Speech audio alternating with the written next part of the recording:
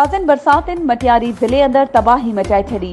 बिरछा शहर समेत मुख़्तलिफ़ शहरनि ऐं ॻोठनि में अमलदारनि सूबाई वज़ीर रेवेन्यू और रिलीफ मखदूम महबूब ज़मा ऐं डिप्टी कमिश्नर मटियारी जा हुकुम छॾे छॾिया।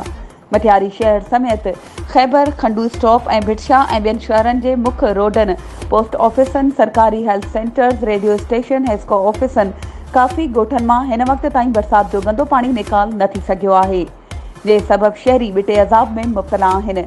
तरक़ियाती कमनि ऐं भलाई लाइ हर महीने करोड़ रुपया जारी कया वञनि था, जॾहिं त रेन एमरजेंसी लाइ पिणु अलॻि सां फंड जारी कया विया आहिनि।